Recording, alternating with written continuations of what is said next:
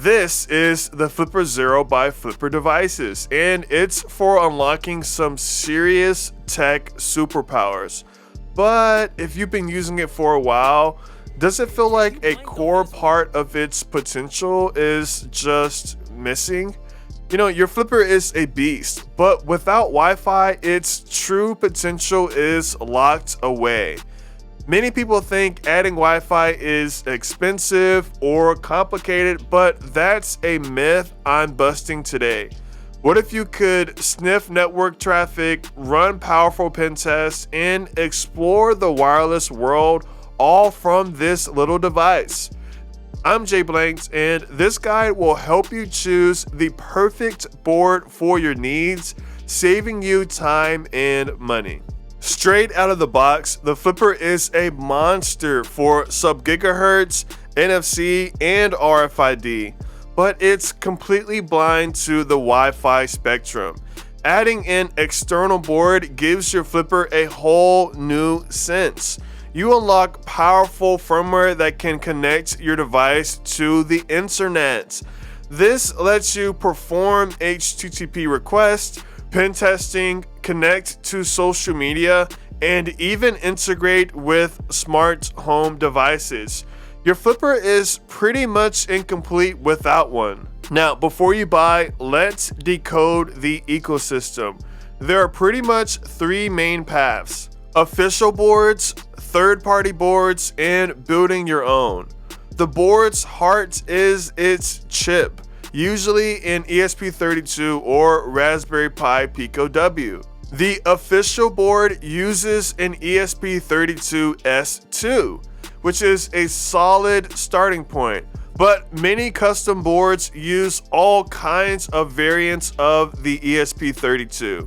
For those with DIY skills, the newer ESP32C5 offers incredible performance, including dual-band Wi-Fi 6 capabilities. But firmware compatibility is also critical. Ensure the board you choose has strong community support and works with firmware like Flipper HTTP or Ghost ESP to match your goals. First, let's look at the official Wi-Fi developer board from Flipper Devices. It was designed for a specific job: wirelessly debugging and updating the Flipper's firmware. It has an excellent form factor that sits cleanly on the device, making it a great entry point for basic Wi-Fi exploration.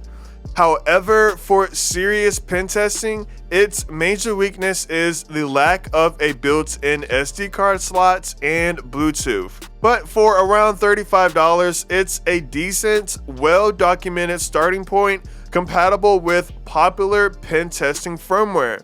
But there are cheaper, more powerful options available.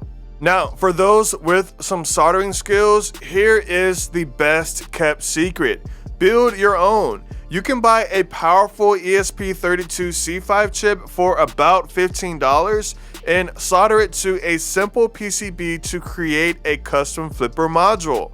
This approach is not only cheaper than the official board, but it can also offer superior performance. In my opinion, this is the perfect solution for anyone who wants maximum power on a budget and enjoys a hands-on project.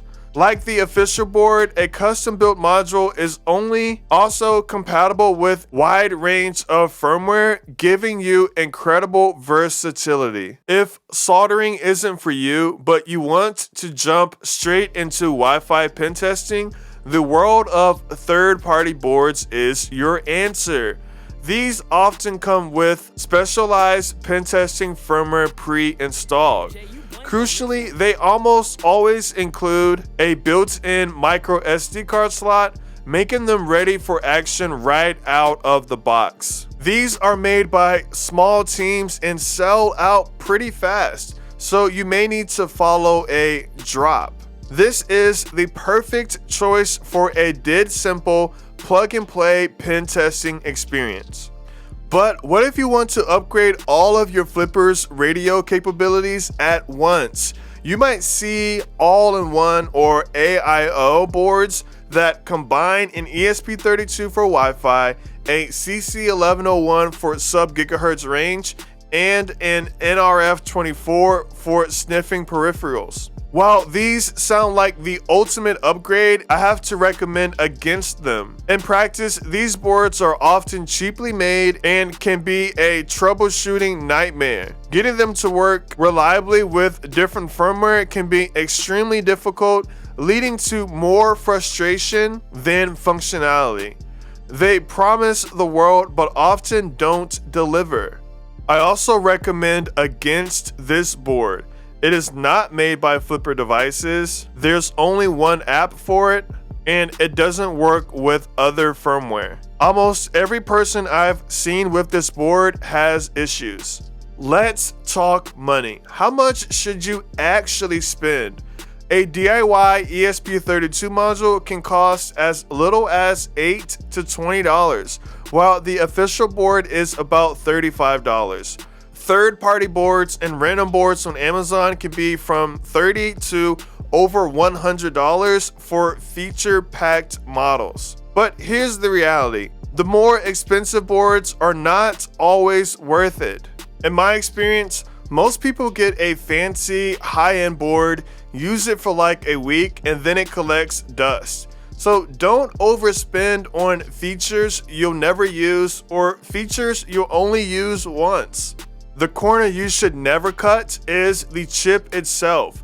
Stick to well-known ESP32 variants from reliable sellers to avoid performance issues. The extra money for a brand name all-in-one board is better spent elsewhere. Okay, how do you choose? Let's guide you to your ideal board. If your priority is a simple official entry point for basic Wi-Fi exploration with a great form factor, the official Wi-Fi dev board is a solid pick. If you have soldering skills and want the absolute best performance for your money, the DIY ESP32 C5 route is the clear winner, offering a top-tier power for a fraction of the cost. Now, if you value a plug-and-play experience for pen testing and want features like a built-in SD card slot, a reputable third-party board is your best bet, but be mindful of your budget. I'll end with this. The best board truly depends on your skills, budget, and what you want to achieve. Each one of these options transforms your flipperzero into an even more incredible tool. If this guide helped you decide, hit that like button and subscribe for more flipperzero content. Which Wi-Fi board are you running, or which one are you planning to grab? Let everyone know your thoughts and drop any questions in the comments below. I'm Jay Blanked. Thanks for watching. Peace.